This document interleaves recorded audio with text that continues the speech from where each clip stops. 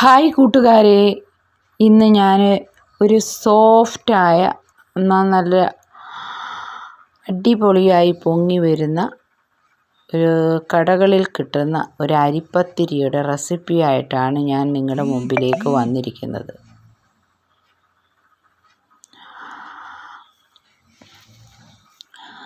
അപ്പം അതെങ്ങനെയാണ് ഉണ്ടാക്കുന്നതെന്ന് നോക്കാം.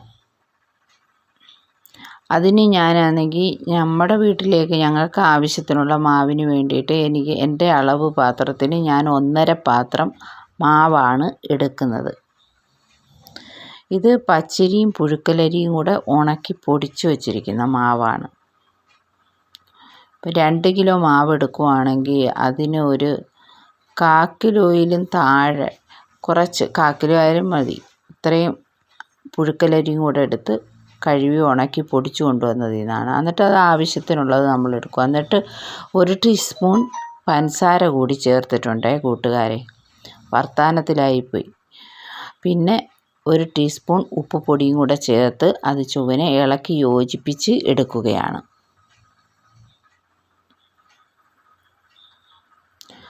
ഇത് ഇളക്കി യോജിപ്പിച്ചപ്പോഴത്തേക്ക് ഞാൻ വെള്ളം അടപ്പേ വെച്ചിട്ടുണ്ട്.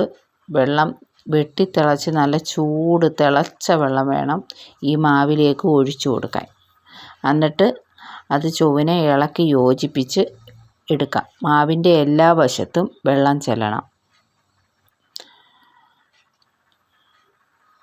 ഇത്രയും വെള്ളം കൊണ്ട് തികഞ്ഞില്ല ഞാൻ ഇളക്കി യോജിപ്പിച്ചപ്പം. പിന്നെ ഞാൻ കുറച്ച് വെള്ളവും കൂടെ ഇതിൻ്റെ കൂടെ ചേർത്തിട്ട് നമുക്കത് ചുവനെ കുഴച്ച് എടുക്കാം. അപ്പം ചൂട് ഒരുവിധം ഒന്ന് കുറഞ്ഞിട്ടുണ്ട്. ഇനി ആ ചൂടോടുകൂടി തന്നെ നമുക്കത് കുഴച്ച് എടുക്കാം.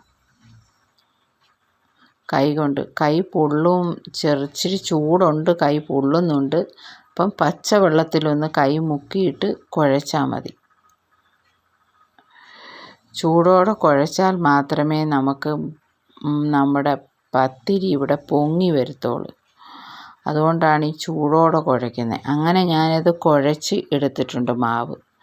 പിന്നെ ഒരു പ്ലാസ്റ്റിക് കവർ എടുത്തിട്ടുണ്ട്. ആ കവറിൽ ഇച്ചിരി എണ്ണ തടവിയിട്ട് നമുക്ക് ഈ മാവിൽ നിന്ന് 1 ഉരുള വീതം എടുത്ത് കൈ കൊണ്ട് പ്രസ് ചെയ്ത് പരത്തി എടുക്കാം.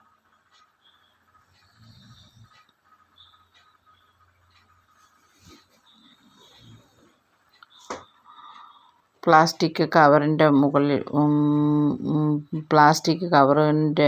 കവർ വെച്ചിട്ട് അതിൻ്റെ മുകളിൽ നമ്മുടെ കൈയുടെ ഉള്ളം കൈ വെച്ച് പ്രസ് ചെയ്താൽ മതി. അങ്ങനെ ചുവനെ പരത്തിയെടുത്ത് നമുക്ക് ചുട്ട് എടുക്കാം. അപ്പം നമ്മുടെ വീഡിയോ ഇഷ്ടപ്പെടുകയാണെങ്കിൽ എല്ലാവരും ലൈക്ക് ചെയ്യണം, ഷെയർ ചെയ്യണം, സബ്സ്ക്രൈബ് ചെയ്ത് തരണേ. സബ്സ്ക്രൈബ് ചെയ്യുമ്പോൾ അതിൻ്റെ അടിയിലൊരു ബെല്ല് വരും. ബെല്ലിലൊന്ന് ടച്ച് ചെയ്യുമ്പോൾ താഴെ ആളെന്ന ഓപ്ഷൻ വരും. അതിലൂടെ ഒന്ന് ടച്ച് ചെയ്യണേ. അപ്പം ഞാനിടുന്ന വീഡിയോയുടെയൊക്കെ ഈ നോട്ടിഫിക്കേഷൻ നിങ്ങൾക്ക് ഉടനടി ലഭിക്കുന്നതായിരിക്കും. ആദ്യമായി കാണുന്ന കൂട്ടുകാരൊക്കെ ഉണ്ടെങ്കിൽ ഒന്ന് സബ്സ്ക്രൈബ് ചെയ്ത് സപ്പോർട്ട് ചെയ്യണേ കൂട്ടുകാരെ.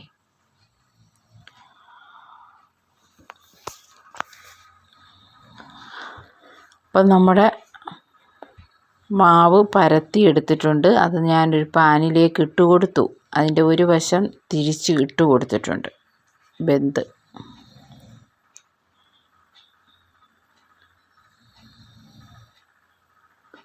ഹൈ ഫ്ലെയിമിലിട്ട് നമുക്കിത് ചുട്ടെടുക്കാം.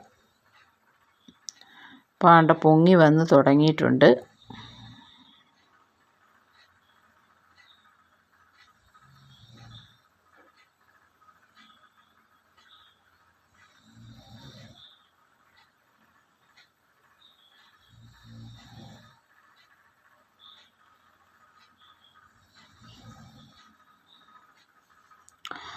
നമ്മൾ ചുട്ടെടുത്തത് ഞാൻ നിങ്ങളെ ഒന്ന് കാണിച്ചു തരികയാണ്.